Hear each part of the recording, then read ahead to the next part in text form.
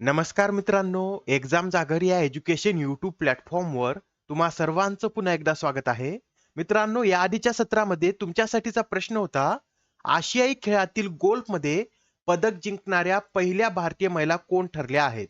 या प्रश्नाचं योग्य उत्तर आहे पर्याय क्रमांक 1 म्हणजेच आदिती अशोक या आशियाई खेळातील गोल्फमध्ये पदक जिंकणाऱ्या पहिल्या भारतीय महिला ठरलेल्या आहेत. बरं, त्यांनी या स्पर्धेमध्ये कोणतं पदक मिळवलेलं आहे? तर त्यांनी या स्पर्धेमध्ये रौप्य पदक मिळवलेलं आहे. आजच्या सत्राचा पहिला प्रश्न पहा. ग्लोबल इंडियन अवॉर्ड मिळवणाऱ्या पहिल्या महिला कोण बनल्या आहेत? तर नुकतंच आता सुधा मूर्ती यांना ग्लोबल इंडियन अवॉर्डने सन्मानित करण्यात आलेला आहे आणि हा पुरस्कार मिळवणाऱ्या त्या पहिल्याच महिला ठरलेल्या आहेत. आणि हा जो पुरस्कार आहे हा कोणाद्वारे देण्यात येतो? तर कॅनडा इंडिया फाउंडेशन द्वारे दरवर्षी हा पुरस्कार देण्यात येतो आणि यावेळेसचा हा $50,000 पुरस्कार सुधा मूर्ती यांना देण्यात आलेला आहे. मित्रांनो, हा पुरस्कार मिळवणारी नारायण मूर्ती आणि सुधा मूर्ती यांची ही पहिली जोडी आहे. कारण नारायण मूर्ती यांना 2014 मध्ये हा पुरस्कार देण्यात आला होता आणि आता 2023 मध्ये सुधा मूर्ती यांना हा पुरस्कार देण्यात आलेला आहे. सुधा मूर्ती या एक लेखिका आहेत, हा पॉइंट सुद्धा लक्षात ठेवा. आणि आता प्रश्न क्रमांक दुसरा पहा. कोणत्या देशाने आग्नेय आशियातील पहिली हाय स्पीड रेल्वे लॉन्च केली आहे? तर आता ही जी हाय स्पीड रेल्वे आहे ही इंडोनेशिया या देशाद्वारे लॉन्च करण्यात आलेली आहे. आणि आग्नेय आशियातील ही अशी पहिलीच रेल्वे आहे व ही जी हाय स्पीड रेल्वे आहे याच्या निर्मितीसाठी चीनकडून अर्थसहाय्य प्राप्त झालेला आहे. आणि हा जो प्रोजेक्ट होता हा चीनच्या बेल्ट अँड रोड प्रकल्पाचा एक हिस्सा होता. मित्रांनो, ही जी हाय स्पीड रेल्वे आहे हे इंडोनेशिया मधील जकार्ता या शहराला बांडुंगशी जोडणार आहे. नेक्स्ट क्वेश्चन पहा. 2023 चे भौतिक शास्त्रातील नोबेल पारितोषिक संयुक्तपणे किती शास्त्रज्ञांना जाहीर झाले आहे? तर आता 2023 चे भौतिक शास्त्रातील नोबेल पारितोषिक संयुक्तपणे 3 शास्त्रज्ञांना देण्यात आलेलं आहे. मित्रांनो, नोबेल पारितोषिकाविषयीचा एक फॅक्ट लक्षात ठेवा.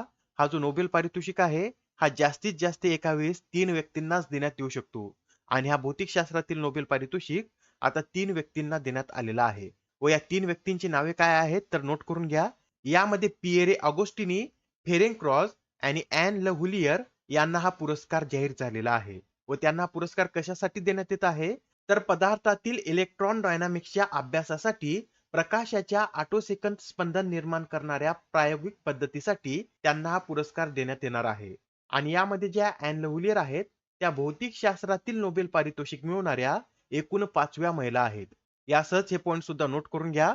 आता हे जे पिएरे ऑगोस्टिनी आहेत यांचा जन्म फ्रान्स मधील आहेत व सध्या ते USA मधील ओहायो स्टेट युनिव्हर्सिटी मध्ये कार्यरत आहेत. तसेच फेरेंक क्रॉस यांचा जन्म हंगेरीचा आहे आणि ते max Planck institute of quantum optics व गार्चिंग आणि लुडविग मॅक्सिमिलियन्स युनिव्हर्सिटी म्युन्चेन जर्मनी येथे कार्यरत आहेत. आणि या ज्या ॲन लव्हुलियर आहेत यांचा जन्म सुद्धा फ्रान्स या देशामध्ये झालेला आहे व त्या सध्या स्वीडन मधील लुंड विद्यापीठामध्ये कार्यरत आहेत.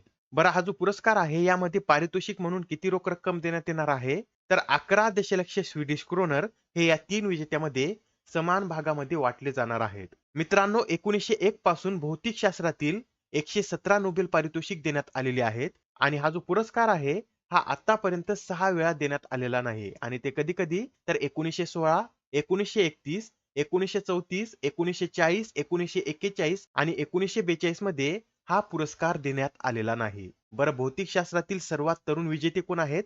तर लॉरेन्स ब्रॅग आहेत. यांना वयाच्या 25व्या वर्षी हा पुरस्कार देण्यात आला होता. आणि सर्वात वयस्क भौतिकशास्त्र विजेते हे आर्थर आश्किन आहेत.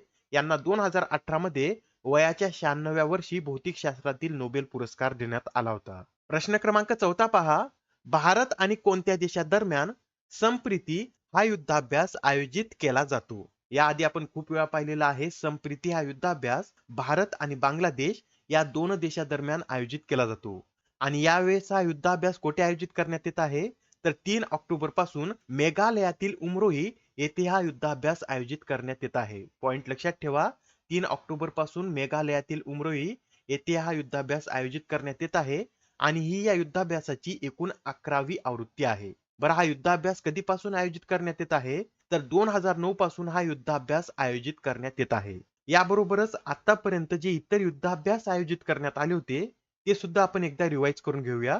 तर पहा, युद्धाभ्यास हा भारत आणि अमेरिका या 2 देशादरम्यान आयोजित केला जातो व याची 19वी आवृत्ती ही अमेरिकेमधील अलास्का येथे पार पडलेली आहे. वरुण युद्धाभ्यास भारत आणि फ्रान्स, जहाईद तलवार भारत आणि संयुक्त अरब अमिरात, नॉमेडिक एलिफंट भारत मंगोलिया, एकता युद्धाभ्यास भारत मालदीव, अल मोहेद अल हिंदी युद्धाभ्यास भारत सौदी अरेबिया, समुद्र शक्ती भारत इंडोनेशिया, स्लिनेक्स भारत श्रीलंका, कोकण युद्धाभ्यास भारत ब्रिटन, फ्रिंजेक्स भारत फ्रान्स, दसलिक भारत आणि उझबेकिस्तान, धर्म गार्डियन भारत आणि जपान आणि तर्कश हा युद्धाभ्यास भारत आणि अमेरिका या दोन देशांदरम्यान आयोजित केला जातो व याची 6वी आवृत्ती चेन्नई या शहरामध्ये आयोजित करण्यात आली होती. प्रश्न क्रमांक 5 पहा. अलीकडेच भारताने कोणत्या देशासोबत पर्यावरण आणि हवामान संबंधित 600 दशलक्ष डॉलरचा करार केला आहे? तर हा जो करार आहे हा भारताने जपान या देशासोबत केलेला आहे. मित्रांनो, हा करार भारताच्या राष्ट्रीय गुंतवणूक आणि पायाभूत सुविधा निधी आणि जपानच्या आंतरराष्ट्रीय सहकारी बँक यांच्यात झालेला आहे आणि या करारानुसार 600 दशलक्ष डॉलर पैकी 49% रक्कम भारत सरकार तर 51% रक्कम ही जपानच्या बँकेतर्फे दिली जाणार आहे. एवढे सर्व पॉइंट नोट करून घ्या. आणि आता हा प्रश्न पहा, यामध्ये काय विचारलेला आहे? तर भारतातील पहिल्या सौर रूफ सायकलिंग ट्रॅकचे उद्घाटन कोणत्या शहरात करण्यात आले? तर आता भारतातील पहिल्या सौर रूफ सायकलिंग ट्रॅकचे उद्घाटन हैदराबाद या शहरामध्ये करण्यात आलेलं आहे. हे उद्घाटन नगरविकास आणि राज्याचे नगर प्रशासन मंत्री तारक राव यांच्या हस्ते करण्यात आलेला आहे आणि हा जो ट्रॅक आहे हा हेल्थ वे या नावाने ओळखला जाणार आहे. मित्रांनो, जागतिक स्तरावरील अशा प्रकारचा हा दुसराच ट्रॅक आहे आणि या ट्रॅकची एकूण लांबी किती आहे? तर 23 किलोमीटर इतकी या ट्रॅकची लांबी आहे. याबरोबरच हे सुद्धा लक्षात ठेवा, भारतातील पहिले कृषी डेटा एक्सचेंज हे हैदराबाद मध्ये स्थापन करण्यात आलेलं आहे. भारतातील पहिले राष्ट्रीय क्रीडा विद्यापीठ मणिपूरमध्ये विकसित करण्यात येत आहे. भारतातील पहिली AI शाळा केरळमध्ये, भारतातील पहिले कार्बन न्यूट्रल गाव हे महाराष्ट्रातील भिवंडी तालुक्यात बांधले जात आहे. भारतातील पहिल्या UPI ATM ची स्थापना हिताची या कंपनीने केलेली आहे. रोबोटिक्स फ्रेमवर्क सुरू करणारे देशातील पहिलं राज्य तेलंगणा आहे. भारतातील पहिला वॉटर मेट्रो प्रकल्प हा केरळ राज्यामध्ये सुरू करण्यात आलेला आहे. देशातील पहिले एअरफोर्स हेरिटेज सेंटर हे चंदीगड मध्ये स्थापन करण्यात आलेला आहे. तर भारतातील पहिला इलेक्ट्रिक तीर्थक्षेत्र कॉरिडॉर उत्तराखंड मध्ये सुरू करण्यात आलेला आहे. प्रश्न क्रमांक 7 पहा. आशियाई खेळातील भालाफेक या क्रीडा प्रकारात सुवर्ण पदक जिंकणाऱ्या पहिल्या भारतीय महिला कोण ठरल्या आहेत? तर आता आशियाई खेळातील भालाफेक या क्रीडा प्रकारात सुवर्ण पदक जिंकणाऱ्या अनु राणी या पहिल्या भारतीय महिला ठरलेल्या आहेत. मित्रांनो, अनु राणी यांनी चौथ्या प्रयत्नात 62.92 मीटर अंतरावर भाला फेकून हे सुवर्ण पदक मिळवलेलं आहे. तसंच हे आशियाई खेळातील भालाफेक मधील भारताचं 6वं पदक आहे.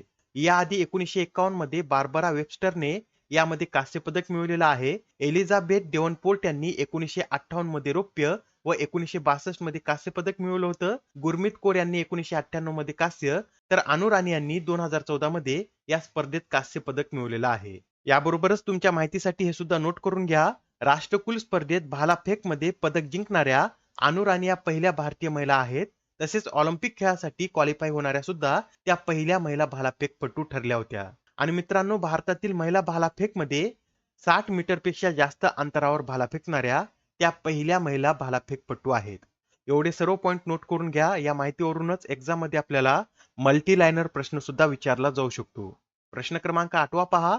T20 क्रिकेटमध्ये सर्वात जलद अर्धशतक करण्याचा विक्रम कोणत्या खेळाडूने केला आहे? तर आता T20 क्रीडा प्रकारात सर्वात जलद अर्धशतक करण्याचा विक्रम हा दीपेंद्र सिंग एरी यांनी केलेला आहे.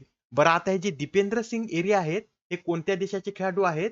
तर ते नेपाळ या देशाचे खेळाडू आहेत व आशियाई खेळातील एका सामन्यात मंगोलिया विरुद्ध खेळताना त्यांनी हा विक्रम केलेला आहे. त्यांनी हे अर्धशतक किती बॉल मध्ये पूर्ण केला आहे? तर 9 बॉल मध्येच त्यांनी हे अर्धशतक पूर्ण केलेलं आहे. याबरोबरच या सामन्यात नेपाळच्याच कुशल मल्ला यांनी सर्वात वेगवान T20 शतकाचा विक्रम केलेला आहे. त्यांनी हे शतक किती बॉल मध्ये पूर्ण केलं आहे? तर त्यांनी हे शतक फक्त 34 बॉल मध्येच पूर्ण केलेला आहे. आणि मित्रांनो, आता T20 मध्ये 300 धावा करणारा नेपाळ हा पहिला संघ ठरलेला आहे. नेपाळने यामध्ये एकूण किती धावा केल्या आहेत? तर 314 इतक्या धावा नेपाळने केलेल्या आहेत. आणि आता T20च्या एका धावात सर्वाधिक षटकारचा विक्रम कोणत्या संघाच्या नावावर आहे? तर नेपाळ संघाच्या नावावर आहे. नेपाळ संघाने एकूण एका डावात 26 षटकार मारलेले आहेत. आता हा प्रश्न पहा, यामध्ये काय विचारलेलं आहे? तर मुंबईत खादी आणि ग्रामोद्योग यांनी आयोजित केलेल्या खादी महोत्सव या अभियानाचं उद्घाटन कोणाच्या हस्ते करण्यात आले होते? या प्रश्नाचं योग्य उत्तर आहे पर्याय क्रमांक 2 म्हणजेच नारायण राणे यांच्या हस्ते या खादी महोत्सवाचं उद्घाटन करण्यात आलेलं आहे व हा जो खादी महोत्सव आहे हा 2 ऑक्टोबर ते 31 ऑक्टोबर दरम्यान चालणार आहे. आजच्या सत्रामधील शेवटचा प्रश्न पहा. दरवर्षी जागतिक शिक्षक दिन कधी साजरा केला जातो? तर हा जो जागतिक शिक्षक दिन आहे हा दरवर्षी 5 ऑक्टोबर रोजी साजरा केला जातो आणि या दिवसाची स्थापना 1994 मध्ये करण्यात आली होती व हा जागतिक शिक्षक दिन आंतरराष्ट्रीय कामगार संघटना, युनिसेफ आणि एज्युकेशन इंटरनॅशनल यांच्या सहकार्याने आयोजित केला जातो व यावेळेसच्या दिवसाची थीम काय होती? तर the teachers we need for the education we want, the global imperative to reverse the teacher shortage अशी यावेळेसच्या दिवसाची थीम होती. आजच्या सत्रामधील तुमच्यासाठीचा प्रश्न पहा. कोणत्या देशात डॉक्टर बाबासाहेबांचा भारतातील सर्वात मोठा पुतळा उभारण्यात येत आहे? या प्रश्नाचं उत्तर कमेंट मध्ये देण्याचा प्रयत्न करा. उत्तर चुकलं तरी काय हरकत नाही, कारण ज्यावेळेस तुम्हाला या प्रश्नाचं योग्य उत्तर माहित होतं त्यावेळेस हा प्रश्न तुमच्या दीर्घकाळापर्यंत लक्षात राहतो. तर आता पुढच्या सत्रामध्ये पुन्हा भेटूया. धन्यवाद.